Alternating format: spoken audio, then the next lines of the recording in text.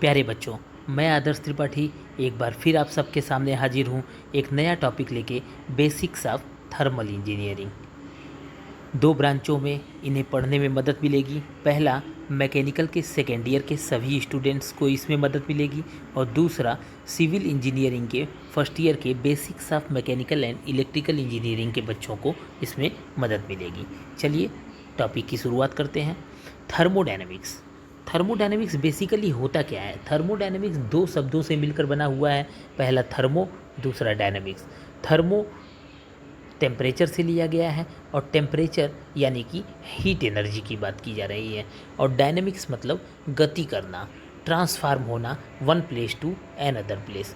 तो अगर हम बात करें, study of transformation of heat energy is known as thermodynamics. जी हाँ, ऊष्मा के स्थानांतरण का अध्ययन ही थर्मोडायनेमिक्स कहलाता है। अब इस अध्ययन को हम दो प्रकार से करते हैं। पहला होता है मैक्रोस्कोपिक व्यू, और दूसरा होता है माइक्रोस्कोपिक व्यू। मैक्रोस्कोपिक व्यू को हम क्लासिकल व्यू भी बोलते हैं, और माइक्रोस्कोपिक व्यू को हम स्टैटिकल व्यू भी बोलते हैं। अब इन दोनों में अंतर क्या है? तो मैक्रोस्कोपिक व्यू के अंतर्गत हम बड़े क्षेत्र के अंदर ऊष्मा एवं उसके वितरण का अध्ययन करते हैं, जिसका कोई भी मैथमेटिकल प्रूफ नहीं होता है। यह सदैव संभावनाओं पर आधारित होता है।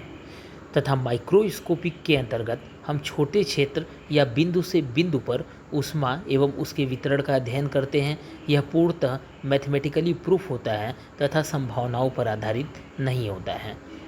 सरल शब्दों में अगर मैं समझाऊं, तो किसी बड़े क्षेत्र के अंतर्गत हीट एनर्जी के ट्रांसफॉर्मेशन का अध्ययन माइक्रोस्कोपिक व्यू, तथा छोटे क्षेत्र के अंतर्गत हीट एनर्जी के ट्रांसफॉर्मेशन का अध्ययन माइक्रोस्कोपिक व्यू कहलाता है। अब एग्जाम्पल के माध्यम से समझते हैं कि यदि किसी शहर का तापमान आपसे पूछा जाए कि कितना है, तो 37 डिग्री, 40 डिग्री, 45 डिग्री, तो क्या पूरे शहर के हर बिंदु पर यह तापमान निश्चित होगा? नहीं, बिल्कुल नहीं। तो यह तापमान आया कहाँ से? तो यह तापमान संभावनाओं पर आधारित होता है। यानी फॉर एग्जांपल हम यह बोल सकते हैं कि शहर के किसी 10 विशेष बिंदुओं को निश्चित किया गया हो, और उन बिंदुओं पर तापमान का मान निकाला गया हो T1, T2, T3 dot dot dot T10 तक, तथा उन मानों का औसत निकाल लिया गया हो। तो वहाँ से हम शहर का एक तापमान बता सकते हैं कि एक निश्चित तिथि को एक निश्चित समय पर इस शहर का क्या तापमान रहा होगा। दूसरा, माइक्रोस्कोपिक व्यू। माइक्रोस्कोपिक व्यू यानी कि किसी छोटे क्षेत्र के अंतर्गत। सबसे बढ़िया एग्जाम्पल इसमें हम दे सकते हैं कि यदि हम कहें किसी से कि हमें फीवर है, तो थर्मामीटर की सहायता से फ़ारेनहाइट में हम अपना तापमान मेजर कर सकते हैं। वो मेजरमेंट जो होता है वो मैथमेटिकली प्रूफ होता है तथा संभावनाओं पर आधारित नहीं होता है। इसे हम बोलते हैं माइक्रोस्कोपिक व्यू। जहाँ तक मेरी नॉलेज है, आपको इन दोनों में अंतर समझ में आ गया होगा। अब हम चलते हैं थर्मोडायनेमिक सिस्टम क्या होता है। तो निकाय, थर्मोडायनेमिक सिस्टम उस क्षेत्र को बोलते हैं जिसका आवरण निश्चित हो, जिस पर हमारा ध्यान केंद्रित हो रहा हो, तथा ऊर्जा का आदान प्रदान परिवेश यानी कि सराउंडिंग से हो रहा हो। इसे हम बोलते हैं थर्मोडायनेमिक सिस्टम। फिर से एक बार समझिए, थर्मोडायनेमिक सिस्टम की पहचान है कि यहाँ पर हमारा ध्यान केंद्रित होगा, इसका क्षेत्र निश्चित होगा, तथा ऊर्जा का आदान और प्रदान इस सिस्टम से बाहर यानी कि परिवेश से हो रहा होगा। ऐसे क्षेत्र को हम बोलते हैं थर्मोडायनेमिक सिस्टम। सराउंडिंग क्या होता है? सराउंडिंग होता है कि निकाय के आवरण के बाहर का संपूर्ण क्षेत्र परिवेश कहलाता है। बिल्कुल सही। सिस्टम के बाहर का जितना भी क्षेत्र है वो सब का सब परिवेश के अंतर्गत आता है।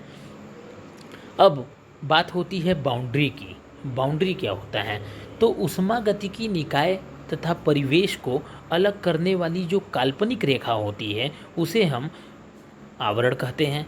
जी हाँ, आवरण उस रेखा को या उस बिंदुओं से बनी हुई रेखाओं को कहते हैं जो थर्मोडायनेमिक सिस्टम और सराउंडिंग के बीच का क्षेत्र निश्चित करे या उनके डिफरेंसेस को शो कर दे। उसे हम बोलते हैं बाउंड्री, आवरण। चलिए आगे बढ़ते हैं। थर्मोडायनेमिक सिस्टम अब थर्मोडायनेमिक सिस्टम जो होते हैं वो बेसिकली 3 टाइप के होते हैं: open system, close system and isolated system. Open system क्या होता है? तो ओपन सिस्टम ऐसा निकाय होता है जिसके अंतर्गत ऊर्जा एवं द्रव्यमान दोनों का स्थानांतरण निकाय से परिवेश तथा परिवेश से निकाय में हो, ओपन सिस्टम कहलाता है। जी हाँ, आईसी इंजन, बॉयलर और एयर कंप्रेसर इस कैटेगरी में आते हैं, क्योंकि ये वो इक्विपमेंट्स हैं जिसके माध्यम से हम एनर्जी और मास दोनों को सिस्टम से सराउंडिंग में तथा सराउंडिंग से सिस्टम में आसानी से ट्रांसफार्म कर सकते हैं। अब बात आई क्लोज सिस्टम की। ऐसा निकाय जिसके अंतर्गत द्रव्यमान का मान नियत हो तथा ऊर्जा का वितरण हो रहा हो, क्लोज सिस्टम कहलाता है। For example, daily life use में अगर हम देखें तो प्रत्येक व्यक्ति के घर चावल दाल प्रेशर कुकर के माध्यम से ही बनाया जाता है। अब प्रेशर कुकर में जब एक बार चावल या दाल की मात्रा रख दी जाती है, उसके बाद उसे गैस पर गर्म होने के लिए रख दिया जाता है, तो नीचे से गैस से हीट एनर्जी जाती है और सिस्टम के अंदर जाकर उस चावल या दाल के क्वांटिटी को पकाती है और उसके बाद फिर वो हीट एनर्जी बाहर निकल जाती है। यानी कि हीट एनर्जी सराउंडिंग से सिस्टम में गई और सिस्टम से फिर सराउंडिंग में चली गई, जबकि चावल की मात्रा जो है वो नियत रहती है, वो कांस्टेंट रहती है, वो बढ़ती घटती नहीं है। तो ऐसे सिस्टम को हम बोलते हैं क्लोज सिस्टम। तीसरा आता है हमारा आइसोलेटेड सिस्टम। ऐसा सिस्टम जिसके अंतर्गत न तो ऊर्जा और न ही मास का वितरण हो रहा हो, आइसोलेटेड सिस्टम कहलाता है। जैसे थर्मल फ्लास्क, जिसके अंतर्गत चाय, दूध या पानी को हम किसी निश्चित तापमान पर रख सकते हैं, वो थर्मल फ्लास्क आइसोलेटेड सिस्टम के उदाहरण हैं।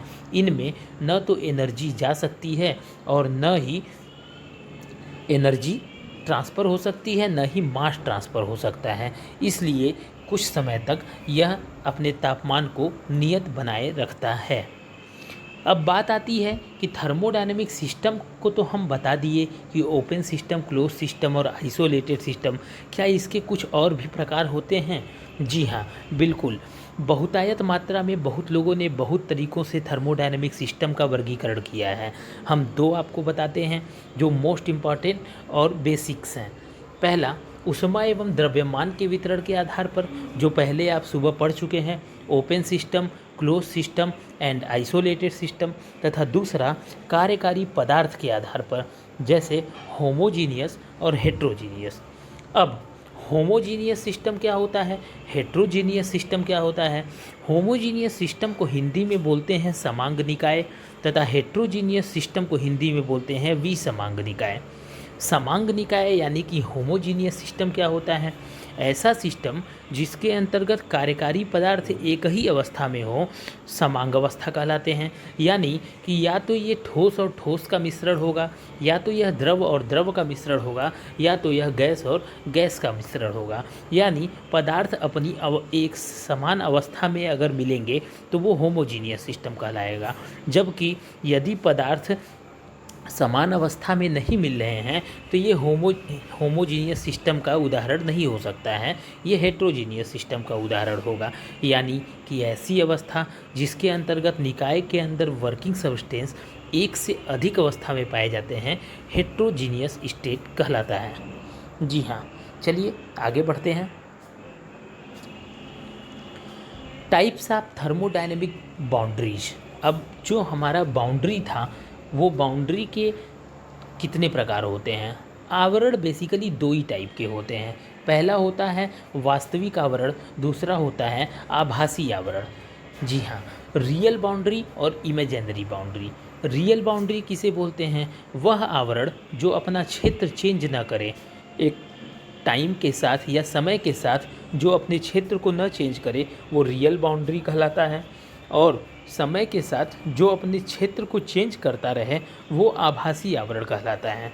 आभासी आवरण समय के साथ साथ अपने क्षेत्र को चेंज करता रहता है। जी हाँ, इसका सबसे बेसिक एग्जाम्पल है सिलेंडर और पिस्टन। आप सबको पता है सिलेंडर का जो बाहरी आवरण होता है वो फिक्स होता है, जबकि पिस्टन एक पोजीशन से दूसरे पोजीशन, यानी कि हम बोल सकते हैं टीडीसी से BDC टॉप डेड सेंटर से बॉटम डेड सेंटर तक मूव करता रहता है।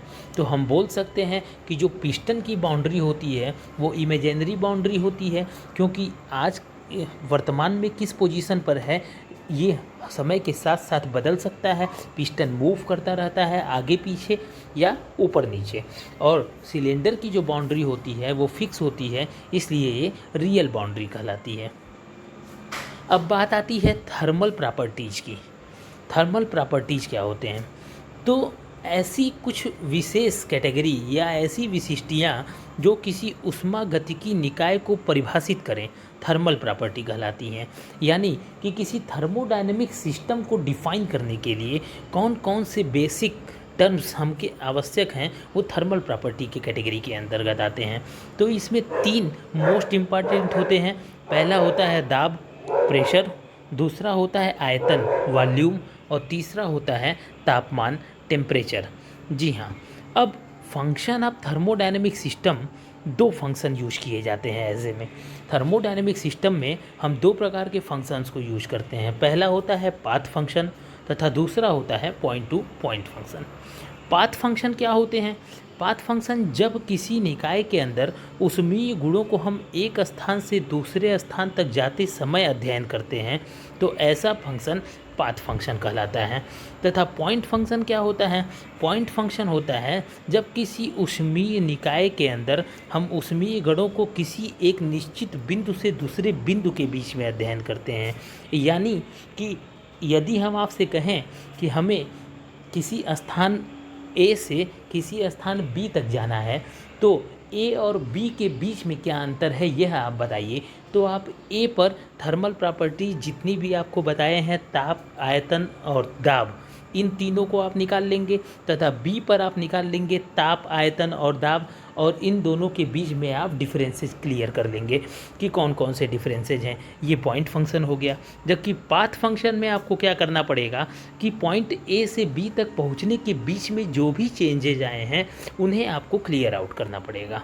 जी हाँ, चलिए तो वीडियो को ज़्यादा लंबा ना बनाते हुए इसका सेकेंड पार्ट मैं जल्द ही आपके सामने लेके आऊँगा। फिर मिलते हैं विद्यार्थियों। Thank you.